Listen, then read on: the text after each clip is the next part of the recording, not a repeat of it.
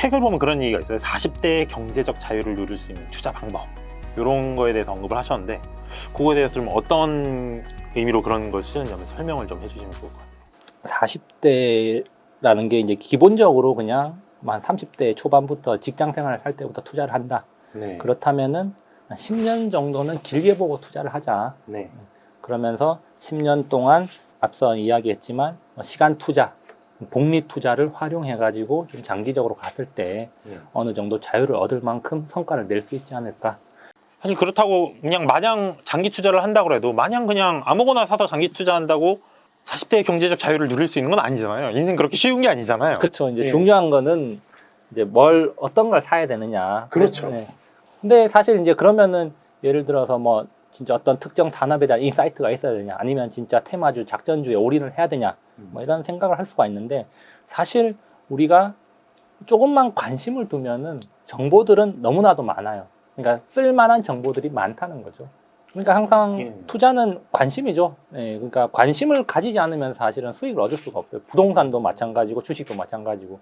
그런데 우리가 그냥 제 주변에서 뭐 이런 이야기를 많이 해요. 그럼 뭘 사야 되냐? 그러면 한번 생각해 보자. 지금 매일 우리가 가장 많이 쓰는 게 뭐냐? 그러니까 휴대폰을 가지고 우리가 가장 많이 이용하는 게 뭐냐? 카카오톡, 네이버거든요. 그러면 네이버, 카카오톡을 사는 거예요. 그럼 가장 쇼핑을 해? 그럼 가장 많이 어디를 이용해? 쿠팡하고 네이버 쇼핑이거든요. 그럼 쿠팡은 비상장 회사니까 못 사니까 네이버 쇼핑이네? 그럼 네이버를 사는 거예요. 네. 뭐 뱅킹 요즘에 어디 이용해? 카카오페이, 카카오뱅크, 카카오페이, 뭐 네이버페이. 그러면 네이버, 카카오 사는 거예요. 물론 이제 네이버, 카카오보다 더 좋은 주식이 있을 수도 있지만, 물론. 그리고 제 책이 나온 이후, 제 책에서도 사실은 네이버, 카카오를 많이 언급을 했지만, 제 책이 3월 말에 나오고 지금 거의 2배 가까이 올랐거든요.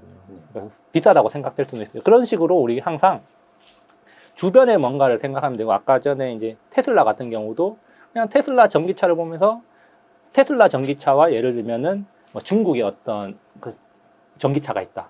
그럼 뭘 사고 싶으냐? 가격 차이가 테슬라가 조금 더 비싸다고 해도 보통은 테슬라를 다 선택을 할 거란 말이죠. 그리고 중국에서도 테슬라 전기차는 프리미엄이라는 게 붙어 있단 말이죠. 그러니까 우리가 휴대폰을 선택할 때도 아이폰을 많이 선택하는 이유는 아이폰에 대한 뭔가 프리미엄이, 우리가 어떤 그 말로 설명할 수는 없지만 어떤 프리미엄이라는 게 아이폰에 붙어 있죠. 그렇죠. 뭔가 이제 간지가 난다든가 뭐 그런 게 있다든가, 그런 식으로 이제 우리가 많이 선호하고 그다음 많이 사용하는 것들은, 그러니까 나 혼자가 아니라 대중적으로 많이 사용하고 많이 선호하는 것들은 지속 가능할 수도 있다는 거죠. 그러니까 그게 이제 사실은 1등하고도 연관이 되는 게, 뭐 1등 브랜드 나이키 계속 승승장구 하잖아요. 예를 들어 뭐 마찬가지로 애플도 승승장구하고, 그러니까 테슬라도 마찬가지로 작년에 전 세계에서 가장 많이 팔린 전기차가 테슬라 전기차였거든요. 물론 전체 자동차 시장에 비하면은 전기차 시장은 매우 작은 부분이지만, 근데 앞으로 전기차 시장이 지속적으로 파이가 커진다고 봤을 때, 그럼 테슬라 프리미엄은 계속 남아있을 수도 있다는 거죠. 그렇죠. 그러니까 물론 이제 제가 이런 이야기를 했다고 해서 테슬라 주식을 추천하는 건 아니지만, 그렇지만 그런 식으로 우리가 주변을 찾아보면 된다는 거, 기본적으로. 그리고 또 하나는 신문을 사실은 봐야 됩니다. 이게 맨날 네이버 들어가가지고 이제 댓글만 보는 게 아니라 언론사, 근데 요즘엔 시스템이 잘 돼 있어요. 물론 저는 이제 신문을 구독을 직접 하는데 돈을 내고 한다, 매달.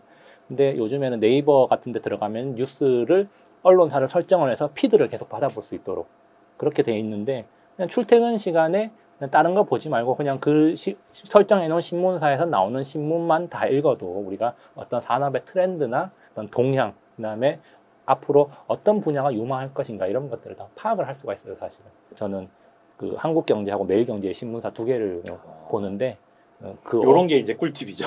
네. 그러니까 그 신문도 사실은 제가 본다고 해서 다 좋은 건 아니고, 제가 한국경제하고 매일경제를 선택한 이유는 나한테 좀 맞는 신문 같아. 그러니까 내가 파악하는데, 사실 가장 많이 보는 신문이 우리나라에서는 매일경제라고 그러더라고요. 경제신문 중에서는. 한국경제도 많이 보는데, 근데 개인적으로는 저는 매일경제보다 한국경제를 먼저 보고 그 다음 매일경제를 보긴 하는데, 그건 개인의 취향인 것 같습니다.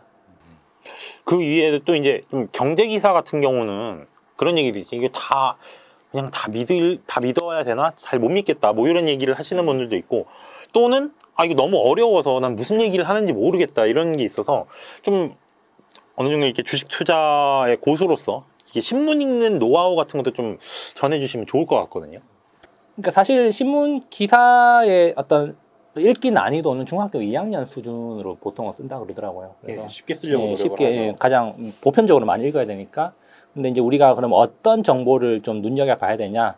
근데 신문에 보면 다양한 섹션들이 있는데 특히 경제 신문에는 산업이나 뭐 분야별로 업종별로 그리고 이제 증권 섹션도 있는데 좀 더 눈여겨봐야 되는 거는 뭐 산업이나 여러 가지 이제 업종에 대한 기사들이 많이 있어요. 특히 산업 전반에 대한 섹션도 있고 그다음에 음식료, 바이오 다양한 이제 섹션들이 있는데 그런 섹션들에서 반복적으로 언급이 되는 기사들이 있어요. 그러니까 그날 하루 신문만 보는 게 아니니까 매일 그렇죠. 보잖아요. 매일 보니까. 매일 보다 보면은 반복적으로 언급이 되는 회사들이 있어요. 근데 실제로 그런 회사들은 실적이 그러니까 보통 그런 회사들은 좀 잘 나가는 회사들이니까 노출이 되는 거고 실적이 좋아질 걸로 예상이 되니까 특별한 사업을 하고 있으니까 노출이 되는 건데 그런 반복적으로 노출되는 기업들이 주가도 나중에 오른다는 거죠. 최근에 이제 주가가 좀 물론 다 같이 오르긴 했지만 한샘이라는 기업도 사실은 작년 말 올해 초에 계속 언급이 됐던 기업이에요. 한심이면 그 주방기구. 그렇죠. 주방 인테리어, 홈 인테리어인데 계속 작년부터 실적이 올해 이제 좋아질 거고 계속 혁신을 하고 있다 이런 식으로. 근데 그리고 나서 실적이 올해 되게 좋게 나왔거든요. 주가도 많이 올랐고. 그런데 신문 기사들은 이제 그렇게 주가가 오르니까 언택트 때문에 뭐 집에 인테리어 수요가 늘어나서 실적이 좋아졌다 이렇게 이야기하는데 사실은 그거는 그냥 끼워 맞추기식 기사고 그런 것들을 경계하고 그 이전에 여러 번 노출됐던 어떤 스토리로 계속 노출이 되는가 그거를 좀 파악하는 게 중요해요. 물론 반복적으로 신문을 꾸준히 봐야 된다는 전제가 깔리는 거죠. 예를 들면 이제 언택트 시대가 와가지고 뭐 네이버가 쇼핑이 뜨고 그다음에 뭐 대표적으로 이제 뭐 알서포트라는 기업이 엄청나게 주가가 많이 올랐는데 그럼 알서포트라는 기업이 갑자기 올해 코로나 사태로 뚝 생겨난 게 아니잖아요. 그렇죠. 이미 그 이전에 그런 기술을 만들어 가지고 상용화를 시켜 가지고 서비스를 하고 있었는데 마침 이번 사태가 터지면서 수요가 증가하고 실적이 좋아지고 주목을 받은 거지. 그렇죠. 예. 그러니까 그 이전에 이미 그런 기업들은 주목을 이미 받았고 그런 기술들이 소개가 있었을 거란 말이죠. 그런 것들을 이미 신문이 한 번쯤은 다 노출을 시켜줬을 거고. 작년에 네이버 같은 경우에 작년부터 이미 공정위에서 계속 규제를 한다. 네이버를 규제한다. 그렇죠. 네이버가 워낙 비대해지니까. 그러면 우리가 생각할 때, 네이버 경중위에서 규제를 하니까 이건 네이버 주가 떨어지겠네. 그게 아니라, 네이버가 이렇게 많이 커졌구나. 네, 규제를 안 할 수 없는 그러니까 안할 수 없는, 그렇죠. 그렇죠. 네, 그런 식으로 또 생각을 할 필요도 있다는 거죠. 그러니까 좀 약간 반대로, 좀, 그래서 사람들이, 그냥 일반적인 대중들의 생각은 규제를 하니까 주가가 떨어지겠어. 그러니까 실제로 주가가 또 흔들리면 그렇게 해석이 들어가는 거죠. 그런데 알고 보면 주가는 더 많이 올랐다는 거죠. 왜냐하면 더욱더 공고화되고 그게 규제를 한다고 해가지고 사람들이 안 쓰는 게 아니잖아요. 역시 그런 것들은 믿으면 안 되고 결국에는 기업이 얼마나 이제 사업을 또 지속적으로 이어가는가 단기적인 이슈에 사실은 좀 집착하지 말아야겠다. 이런 또 그 깨우침을 또 한번 얻기도 했습니다.